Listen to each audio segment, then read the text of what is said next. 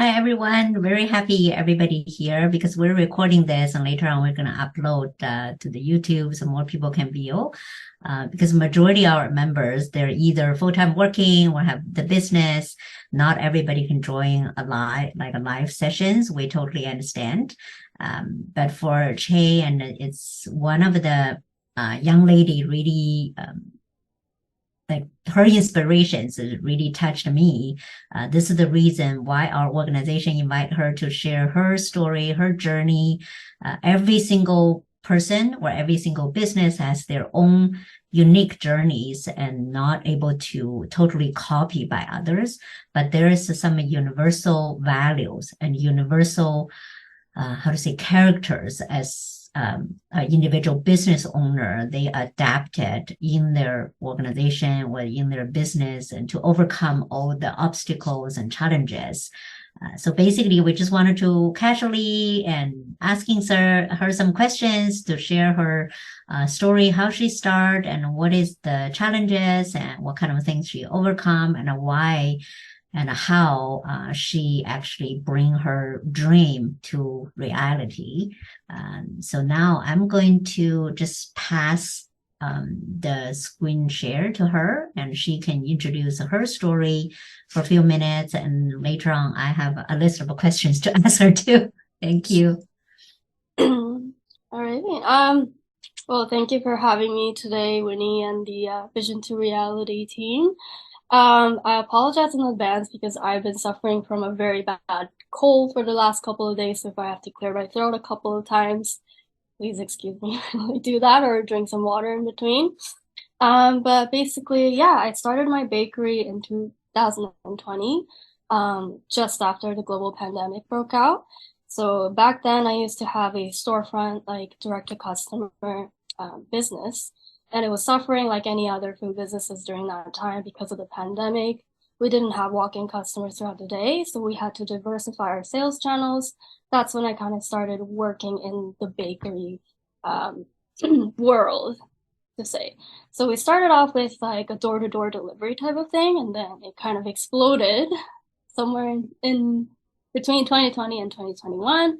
And then we started focusing our sales to more wholesale recently, and then to CPG, and then we also do food service. So right now it's kind of like a full scale, full on manufacturing bakery. And it sounds really intimidating at first. It sounds really crazy. But at the end of the day, we're just a small team of less than 10 people. And it's just me and my brother who started this whole business back in 2020, which is just 3 years ago. So we've experienced some pretty unusual growth. And right now our products are located, supplied through about 200 doors. And we're looking into expanding out to East Coast of Canada as well as down south in the United States. But yeah, that's a little bit of a background about our business and how it started. Okay, so this is our logo of our bakery. So we're called Earthling Foods.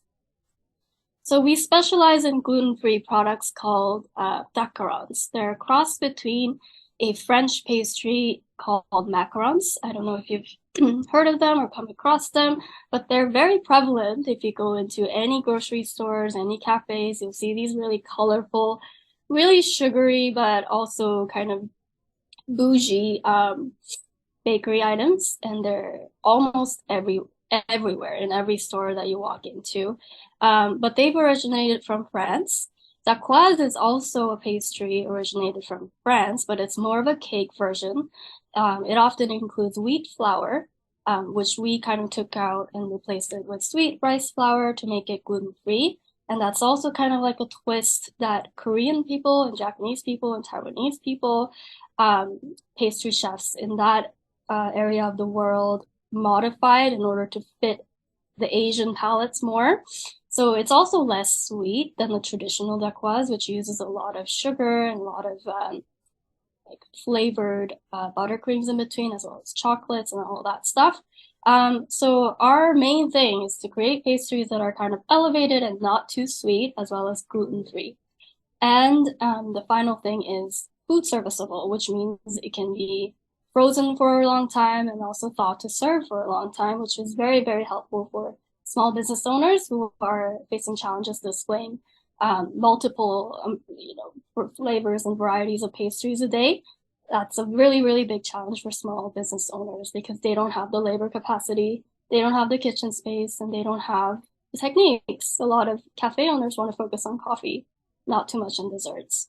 So that's kind of like where we saw our market opportunity, and we kind of did a lot of R&D in the beginning to figure out what we can do to make this pastry gluten-free, to make this pastry very easily thaw and servable, and also very portable.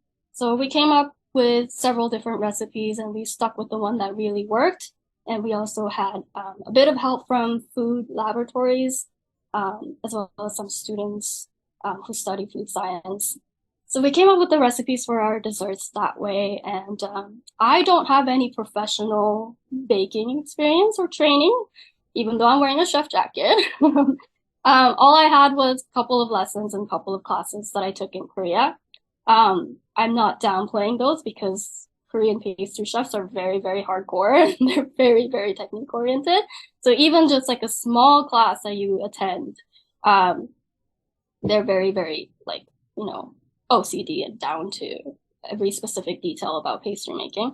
So other than that, I don't have any professional pastry training. My brother, though, on the other hand, he was in culinary for a very long time.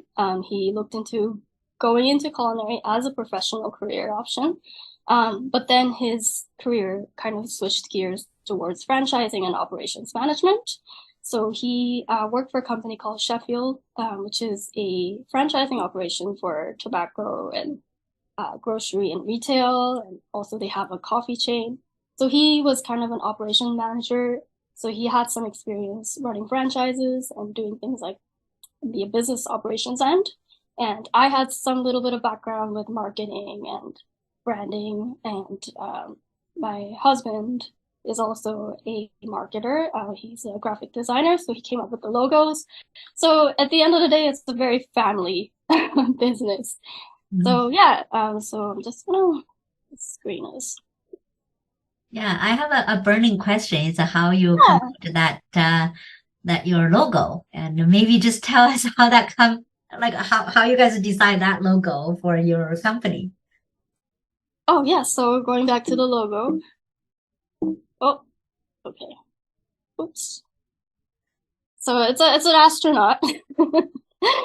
Just as you can see. So Earthling, we were in the beginning, we were looking specifically in the gluten-free market.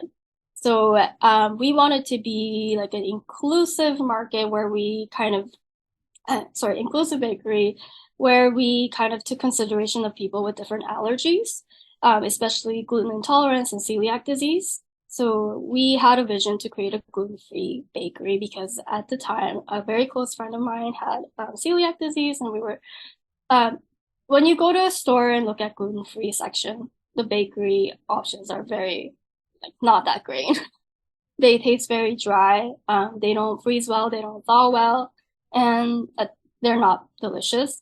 So that's kind of how we, the name Earthling was, we were going to make products that were gluten-free, products that were vegan, products that didn't have certain allergens. So it's a very, all-inclusive Earthling, like people of the earth type of idea. And then it kind of shifted towards too much of a vegan focus, which we didn't want to have. So we shifted it towards more of a gluten-free focus.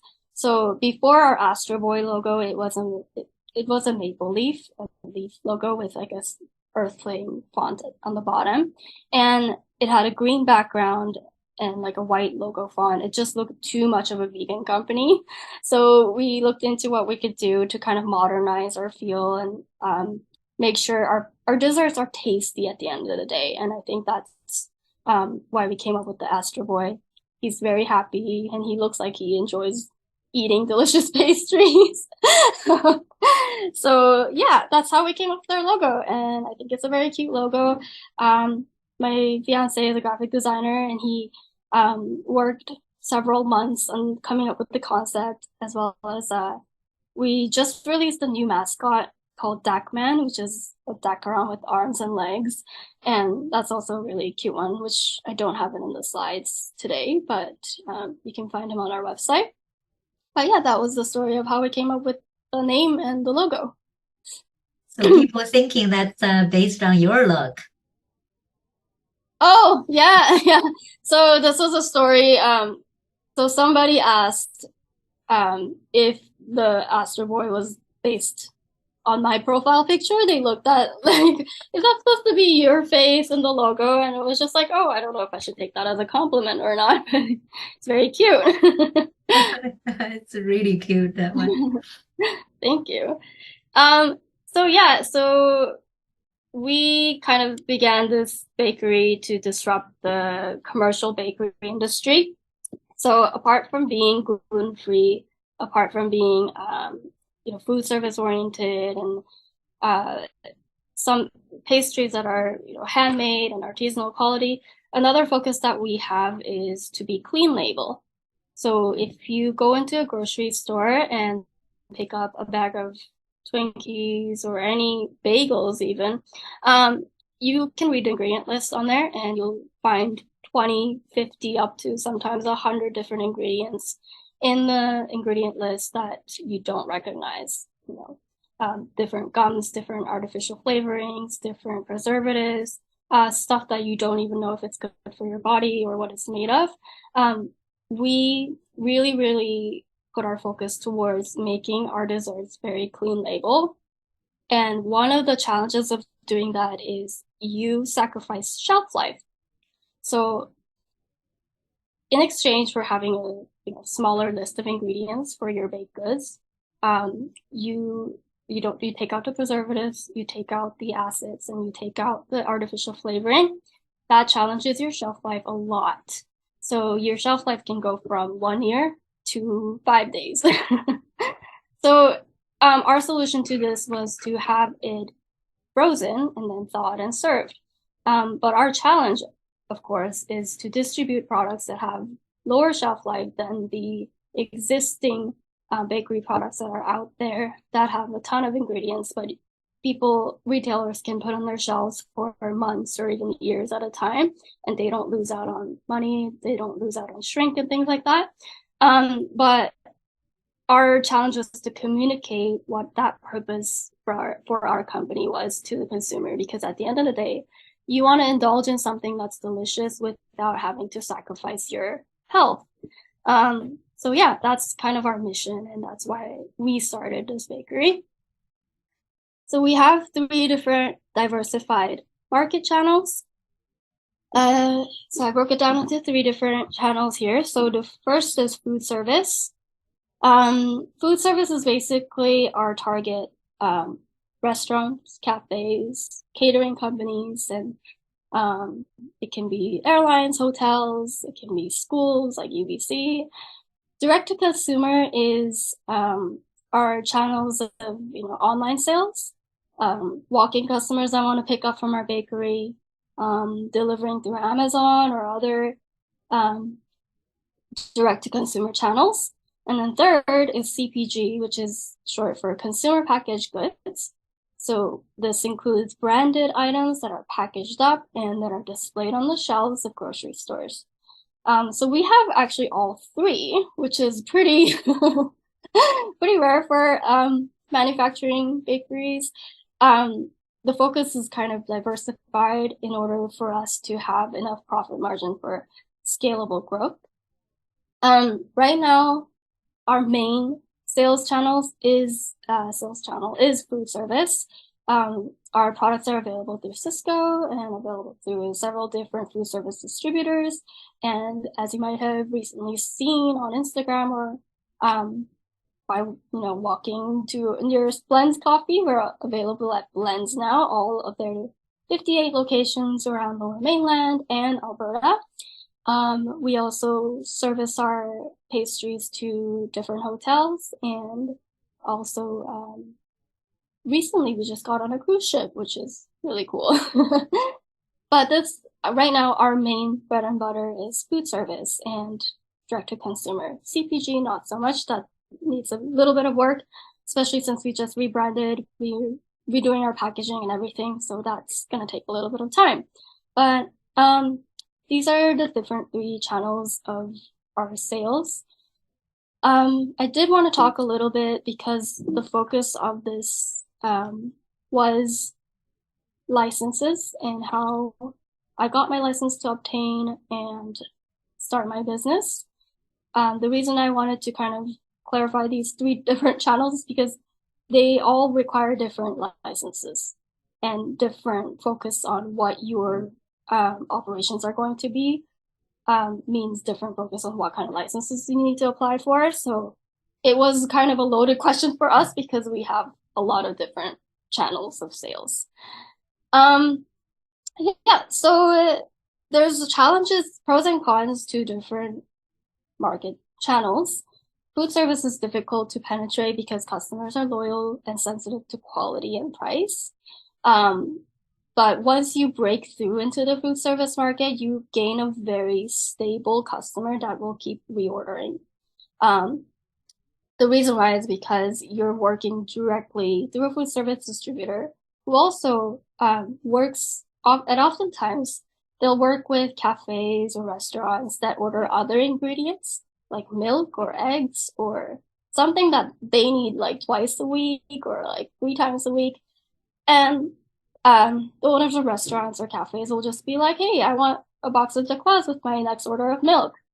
It's a very stable source of income, sales, because you're kind of an add-on product to the rest of their ordering system.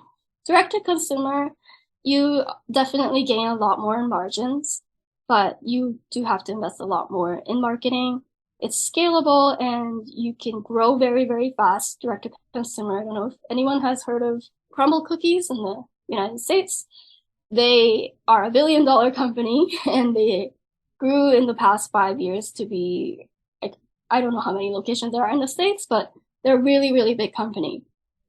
So there's scalable growth in direct to consumer side, but there's also challenges to licenses, regulations, and things like that if you want to get into the bigger market without being too saturated in a smaller market. I'm just going to take a sip of water here. My voice is cracking up a lot. And finally, the CPG side of things, it's a lot harder, it's a lot more challenging because you are oftentimes working with a national grocery chain or a distributor who has a lot more regulations and a lot more restrictions on things. They control your product through a distributor who has a set of rules and set of requirements for your products. And at the end consumer level, you're working with the retailer who works with the consumer. So you have to have traceability systems in place. You have to have recall systems in place. You have to have a HACCP plan, which is a hazard analysis critical control safety plan.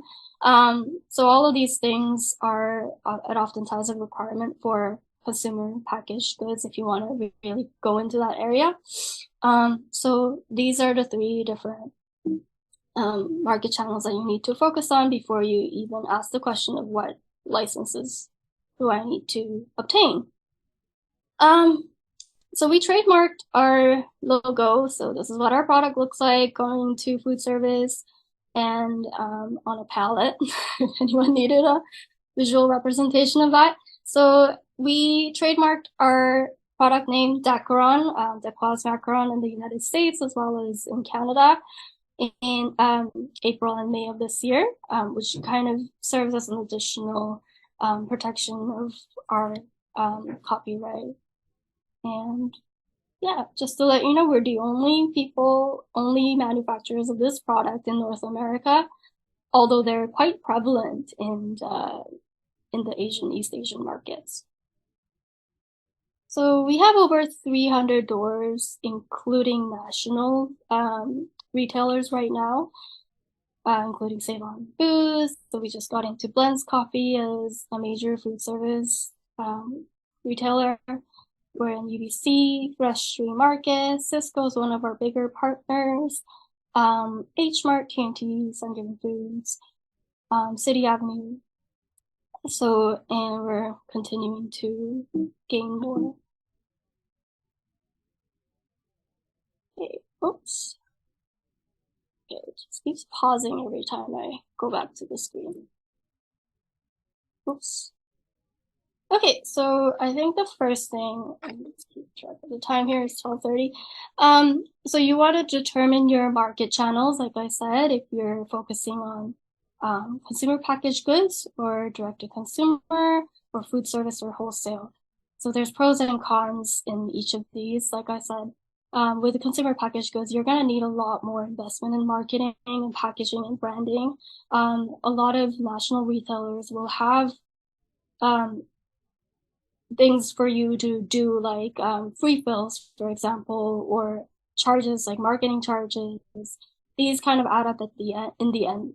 And at the end of the day, you're investing a lot more so you can scale and go into hundreds or if not thousands of different retailer locations. So this is, if you're looking to start a CPG company, my advice is to look for an investor. Direct to consumer, you can definitely grow. There's a lot more opportunity for growth in this market channel, and this is certainly how we started as a bakery. So we started as an Instagram bakery where we work from a commissary kitchen, which is like a ghost kitchen shared with a lot of other businesses. You get your licenses through that ghost kitchen. You go through a food service inspection with your local authorities like Fraser Health or Vancouver Coastal Health. Whichever region you're in, you reach out to your local health representative, and then you get your food service license through that. And then you can go ahead and do your marketing and sell directly to customers through your online channels or through, if you have a storefront or if the commissary kitchen has a storefront, you can sell out of the commissary kitchen as well. You certainly get more control over your margins because you're working directly with your consumer. So you can have cash flow accumulation faster this way, and you can gradually scale to a point where you're able to get to these other stages if you really want to, which is what happened with our company. So our company started with direct to consumer, and then we moved into the next channel, which is the food service wholesale side. So this food service wholesale side, there's a little bit more of regulations, especially if you're claiming things like allergens. For us, it's gluten-free. So once you start claiming your product is gluten-free or organic or whatever, once you start selling to wholesale to other provinces, you need to obtain something called Safe Food for Canadians license. Shortened term is SFCR. And the CFIA, which is the Canadian Food Inspection Authorities, they will check your website, they will check your labels, falsify any claims that you might have made. If it's not a gluten-free kitchen, if you don't have a place and system where you're checking allergens, or if you're doing regular tests, they'll reach out to you and they might request for an audit and things like that. So you need to have those in place to obtain your SFCR license. And a lot of the times you might be working with a food health consultant or consultant in the area of food safety or quality assurance, and you're able to get those licenses through that way. Or you can even do it yourself, but you will have to take some classes in order to do so because you have to come up with a hazard analysis critical control point plan. And you have to make sure all of your employees are following standards and your operating procedures are in place, and you have food safety standards in place for that. So we went into direct to consumer and then to food service and wholesale. So we were working directly with a lot of local cafes and local small grocery stores that don't require too many licenses. Then we moved into the CPG. I think that's usually the way a lot of food companies or manufacturers do their business. So you're unless like there's some companies out there that just go all out in CPG from the beginning. They obtain very, very large investment from an angel investor. And then they're like, we're going to start a CPG company. And then they have all these funds accumulated enough to invest in getting your facility licensed and getting all of these procedures in place and infrastructures in place to have your packaged goods in national retailers. But a lot of the times, if it's a small business owner like us, we start with a direct to consumer and then food service and then go into the CPG. Okay. So determine your market channels, outline your license challenges. So I've talked a lot about this in the other slide already. So if you're working with direct to consumer, it's just often city permits, and your allergen claims need to be correctly advertised. If it's a food service side, it depends on your distributor's requirements. If you are working with a food service distributor, a lot of wholesalers only have regional health permits as a requirement, while some other distributors will have more stringent license requirements. And CPG is a whole other story. It's very, very high cost. We spend an arm and a leg for a HACCP plan. It can be anywhere in between thousands of dollars to hundreds of thousands of dollars, depending on what your facility looks like, what your infrastructure looks like, how many staff you have, because they all have to be HACCP trained as well. So regulations according to your sales channels, where you're focusing on your business, and on like what market channel are you really focused on.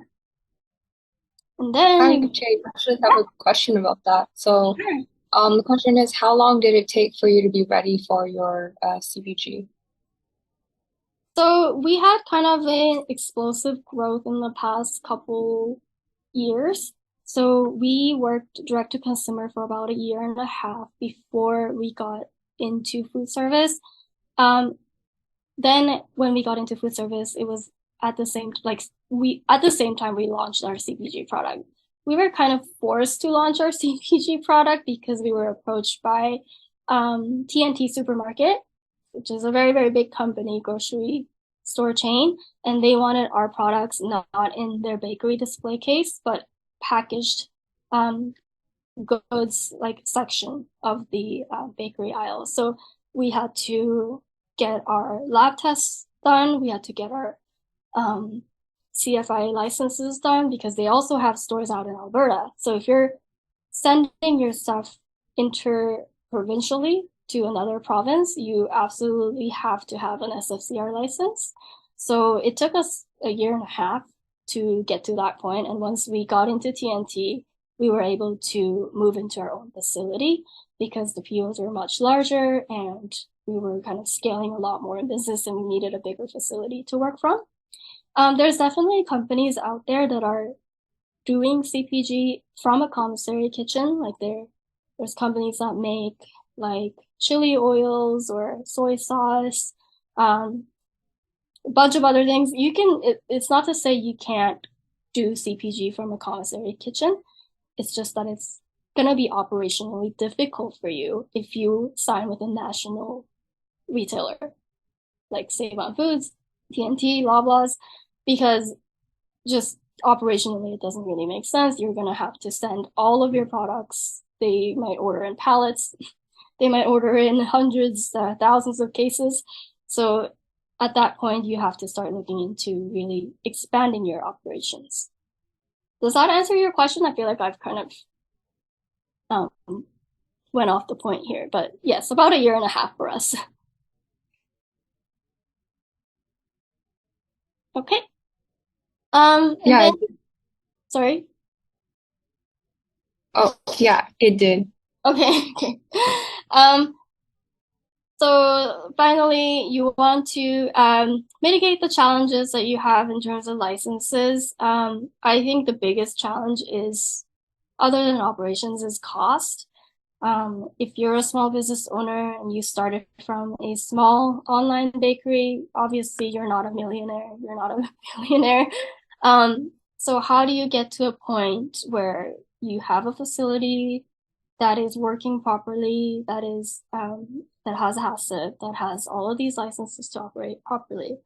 And I think my answer to that is to just go in steps. So being cash flow positive is very important. So realizing where your margins lie, for example, direct to consumer is where you're going to find your biggest profit margin because you're not paying out your distributors, you're not paying out 50% of your revenue to a retailer because that's usually how much they take. So so you're able to grow your cash flow to scale your business if you start off in steps. Unless you have like a really, really big investor who just wants to launch all of your products, CPG to national retailers. I want to put your products in Costco, Walmart. Then yes, go all out for it. But a lot of times that's not true. So you have to build your business and keep your cash flow in mind. And licenses are very expensive. It's not the licenses themselves that are expensive, but to get to a point where you're approved for those licenses means improving your facility to meet those requirements, safety requirements like HACCP or CFI audits.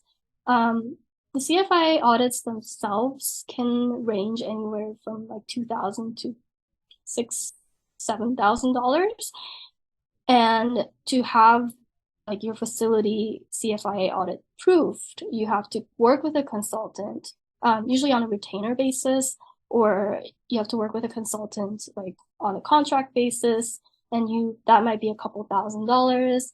And you have to renovate your space to meet those requirements. So you might have to put in a PVC curtain all around, or you might have to redo all of your walls or floors, and that might be hundreds of thousands of dollars. So it definitely requires a lot more funding to have your space properly run with the license for CPG side of things. Direct to consumer side of things, you can still work from a small commissary kitchen and make a lot of money. I know a lot of companies that still work from shared kitchens or ghost kitchens, and they do like $1 million sales a year selling directly to their own customers. And that's absolutely not impossible as well. Like, it depends on where your goal lies with what your vision is for your business. If you want to be like a small business owner who's making like income for yourself, and you're working in your own space and you're happy with where you are with your own customer base that are local, then licenses and all of these challenges, like, it shouldn't be a big problem to you as long as you have your customer base that are loyal and they keep buying from your website or online or wherever. But if you want to grow into something bigger and you have to invest a lot more in licenses and renovations and all of these things, then it might be a different story. So you have to, going back to the slides, you have to determine your market channel, like what is your goal, and then outline the license challenges, like what kind of licenses do I need for this operation versus this operation. And then you have to kind of mitigate the challenges using the different options here. Yeah, so that was basically it. Like I said, budgeting is very important. Raising capital based on your production needs. Costs can really add up. Equipment, licenses, wages, marketing, and more. Finding mentors, connecting, networking, talking to legal and financial experts. It's very, very important. Just planning out everything in advance. We have our cash flow projections at least 10 months in advance. And even having that, it's off all the time. Like, we don't even know like what our next month is going to look like. There's always, costs just popping up from like all sides. Like, we have to invest in this, our freezer broke. There goes another $10,000 that we could have used on this or that. So always plan in advance. Budgeting is super important. Talk to mentors, talk to other people that have been in the CPG space or in the food production space for years or decades and get their advice. That has been very, very helpful for me. I've been networking a lot with, if you're into food business, there's a really, really important organization called BCFB, BC Food and Beverage Association, and they helped us out a lot, tremendously as a company, because we had no idea where to start when we went from a small online bakery to TNT. And they were the ones that were like, oh, you got to talk to these people, you got to talk to these people, you have to get this license. And that has been so, so helpful for me and my brother navigating through like all of these regulations and licenses and what we need to do for the growth of our company.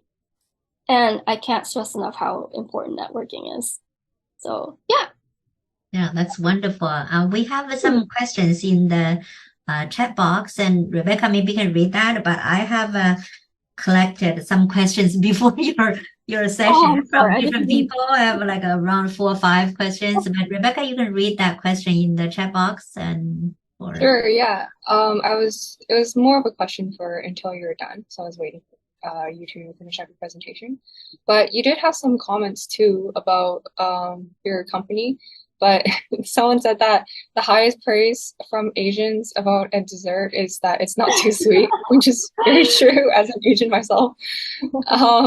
Someone also said that the logo is very cute, and I agree that the Astro Boy is very cute. But the question that I had was, if you could start all over again, knowing all you know now, what steps would you take? Like, what would be different, maybe? So if I could start all over again, like what would I do differently? All that you know now, yeah. Yeah, I would say I would have definitely planned out my projections a lot more accurately. Because it is as when you're in this business, it's always off. It's always off. So there's, especially when you get into bigger retailers, there's always these costs that kind of didn't anticipate until the last moment. Things like marketing charges, listing fees, refills, and these add up at the end of the day and really, really dig away at your profit margin and at your revenue. It's just, you have to plan in advance what your budgeting looks like and what your cash flow looks like, at least 9 to 12 months in advance. And starting off as a online bakery, and we were doing a lot in sales in the beginning, and we were just kind of burning through a lot of cash trying to build out our space, our own manufacturing space. And we kind of did that without doing too much of planning in advance. So we planned, of course, we had budgeted, but contractors, building things from scratch can be a lot more expensive than you think. So when we were building out our bakery, for example, we started with a one rotating rack oven that my brother actually drove down all the way to Seattle, and he picked up a 2009 Poland oven that was used up, like completely used up. And that cost about $6,000 to bring back here and to hook it up and all that. And we thought we could use it for at least 2-3 years. After like 10 months, it broke down. So we had to get 2 new ovens, and that cost like a lot, like an arm and a leg. And we had to get new vents in, and you had to get makeup air done and air conditioning. So all of these costs you have to kind of foresee in advance as much as possible. I know it's really impossible, but like what are all the things that can be thrown at you, like all the curveballs, like, and plan those, contingencies, to make sure you're not relying too much on debt, relying too much on, seeking outside investors, because you never know which direction your company is going to go. That's really, really wonderful. And I have a few questions, just like to from your experience to helping other next generation of entrepreneurs where people want to start in their business. From your presentations, your summary, mainly right now you're starting your business as an online sales bakery, or maybe with a small location, and people can go there, just order something, and then eventually evolve to selling to the food services like the coffee shops, restaurants, right? Those kind of places, or catering company, they can use your product. And then the next step is the CPG. And so basically your business was evolved when you're growing in one sector, and then you discover there's another sector you can go into, another sector you can go into. That's just like a normal business is going that way. And of course, you and your brother and your husband, you guys have big dreams. That's why whenever the opportunity presented to you, you just grab it like a go to grow it. So you scale your company. Eventually, probably you have franchise. You have many large distributors all over the world maybe want your product. When your R&D doing better, when shelf life longer, right? Packaging is more attractive, and I truly believe you can grow huge. But you start from a small business, as everybody else, for any entrepreneurs.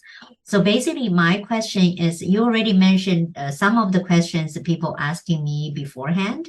They're asking what your biggest challenge. You already mentioned, right, from the cash flow to anticipations for what's going to happen, and also have your open-minded to the futures.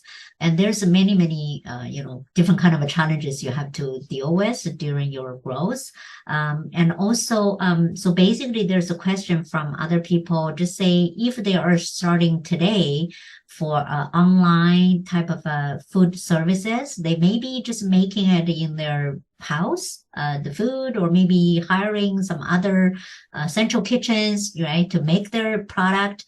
Is there a lot of licensings or regulations in BC require them to do this particular startup? For food businesses and commissary kitchens, a lot of the times, all you need to sell to direct to consumers is your food safety and sanitation plan, and just doing the regional health audit basically by your food inspector. They will come into your commissary kitchen and make sure that kitchen space is licensed, and then they will look at your space. Where is your product stored? Where is your product being made? What kind of allergen contamination is going on here? Do you keep your products separately in a food safe space? And that's just like a 1 day. They come in on one of the days, and then they will check your space, and that's it, and then you get your license. It depends on your market channel. So if you're selling directly to customers, a lot of time that's all you would need. If you're selling to an independent store too, like sometimes that would be all you would need. If you're selling to like a retail, like multi-channel retail, for example, like IGA or Fresh Street Market, they might require more licenses or even audits to have been done in your facility. So, for example, when we are going to like Save on Foods, they require a CFIA audit, which is a national food safety audit program. For that, you have to have a lot more things in place. Like you have to have a HACCP plan in place. It's called Hazard Analysis Critical Control Point. And a lot of small businesses have no idea how to do this. So they will either hire an internal QA or somebody who is trained in quality assurance, or they can work with a consultant. But that might be more expense, right? And then somebody's asking how you do international marketing. So when you're already having the business successful locally and in Canada, so how your goal for, and you mainly hiring a consultant, or you just go after it yourself? So did you say international marketing? Yeah. So we haven't really hit like international markets yet. So that's something kind of on the horizon for us. And obviously, like the obvious answer for Canadians is a lot of times the United States. And for that, you need a whole other bunch of licenses, and you need FDA. You need to probably work with a customs broker. You might need to work with an accounting firm that is familiar with United States tax systems. But marketing internationally is a whole other story because it depends on where your target market is. Like California might be different from Oregon, might be different from New York. So to kind of like get a sense of the question itself, like internationally marketing, like you will have to understand your market base and the region that you're focusing on, and then like potentially work with a marketing agency there or brokerage firms there, and then try to do more research of that area first. Yeah. Yeah, that should be great because we're really, I love your story because you came here as a teenager from Korea and then grew up here and basically learned the Canadian cultures and also bringing your own background and your own cultures in this community. Right now, even your product basically is a combination from Western and the Eastern. And your food product, right? So that's what V2RF always promote. Many newcomers from different countries, different background. Actually, you bring in something really advantage because the people, if they grow up here, like only eat the macarons before, and they probably never even have the idea to come out of what you came out, right? With different kind of pastry, different kind of fillings, different kind of a look. And so I believe that's a huge advantage for anybody move to Canada or move to North America they wanted to do something. And I have two questions on my list from the people. One is you know there's so many curveballs during a business running. Always something break down, something happening. You're never really anticipating it's going to happening. That's just like a part of life. And even in life, the same things. You can plan, but you never can follow every single thing as you planned it.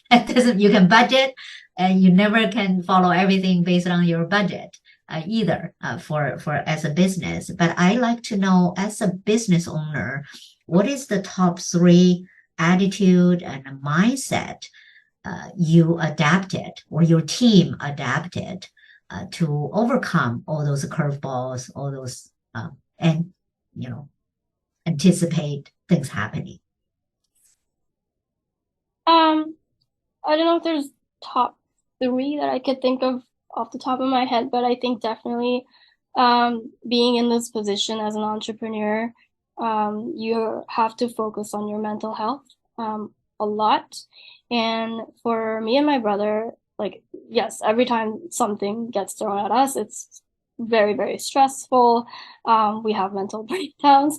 We have these like networking sessions from BCFE with other CPG entrepreneurs and business owners. And this was a topic that we discussed previously in like one of the group sessions that we did. Sorry, it was not BCFE, it was a conference called Good to Grow. And we had talked about this because a lot of like CPG entrepreneurs, they're solopreneurs, they're moms, they're parents, and they have kids, and sometimes it's like too overwhelming, right? How do you deal with that? And I think at the end of the day, it's just you have to take time for yourself, no matter how busy it gets, and just take care of yourself, take care of your mental health. Be mindful. Like mindfulness is something that I've always been kind of trained because my mother being a clinical counselor, that helps a lot. So she's worked as a clinical counselor for like a local society called Share Society. And she worked with immigrants and she worked with youths dealing with mental health issues. And she has some experience in dealing with mental health and how important mental health wellness is. And there's skills that you can actually learn to deal with things like that, being overwhelmed, having a lot of anxiety breakdowns, and you just have to be mindful of your situation where you are, and just look on the positive side of things. It can be overwhelming, but it'll pass, and think of why you're doing this. If you focus too much on like, hey, I'm doing this to make $1 million or like $1 billion or hit the next million in sales, it's very tolling to your mental health if you set that kind of standard for yourself. My advice is just enjoy your everyday, enjoy being around your staff, enjoy having fun, making the pastries because that's why you started a business, because you like eating the pastries, you like making the pastries. Just having that, sense of why you started the business, like always in your mind, really helps. Because sometimes you lose focus when things get thrown at you. So Yeah, it's a phenomenal because this is so many small business owner or even large business owner, they run into that kind of a stress situations because nobody wants those kind of a curveballs. And we all want the life going smoothly, follow what our plan is. yeah, But and like the economy is really taking a toll now. I see so many businesses going down, like every day on the news, like filing for, creditor protection and debt protection. There's, huge companies that you never thought would do that are doing yeah, that these days because yeah. it's so bad.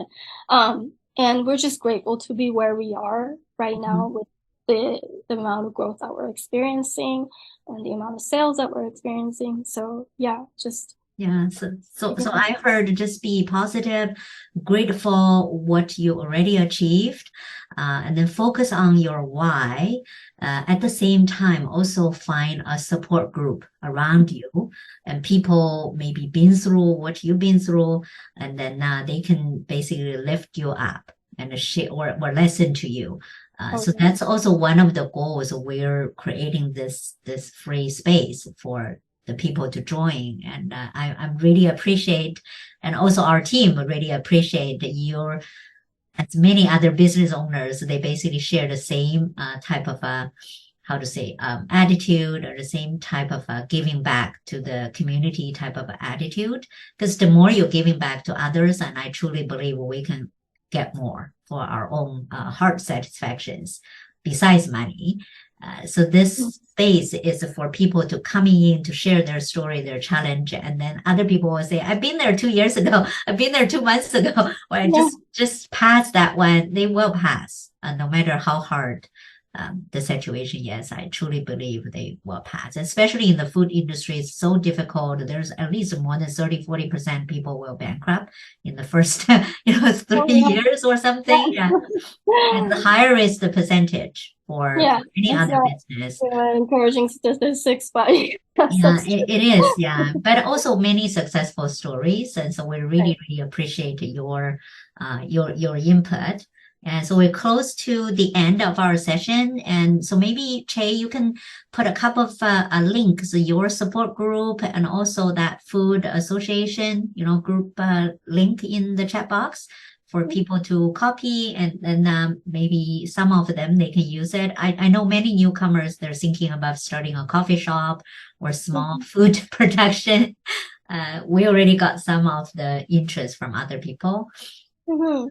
Yeah, so if you have any questions, you can always send me an email directly. I am pretty good with emails.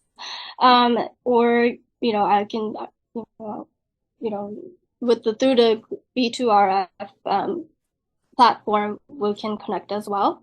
And And yeah, also on your LinkedIn, and on and my we see your LinkedIn. posting. Yeah, your posting and also the story why you started. And basically just we love the industry. That's why you started. You love the food, you love the look, right? I mean, that's how you start. So I truly appreciate it. So anybody interested in, you can share V2RF to your friend and just get more like-minded people to join. We don't want everybody, and because there's no organization will for everyone. But if you have any clients, your classmates, your friend, you think they can benefit from this positive vibe, a multicultural type of a group, I truly believe you can just send our, community at v2rf.org to them for them to enjoy this kind of positive. So I'm thinking it's definitely going to help them. So we're excited to have you here. Oh no, So thank you so much maybe, for having me for sure. And I think it's a really great initiative to, connect new immigrants who are wanting to get into the entrepreneurial space in Canada. Because, if you're not from Canada, if you haven't lived here, it's really hard to navigate through these things and like where to find your support group and all that. So it's a great organization that you've started. And I'm really happy to be able to share my story with you today.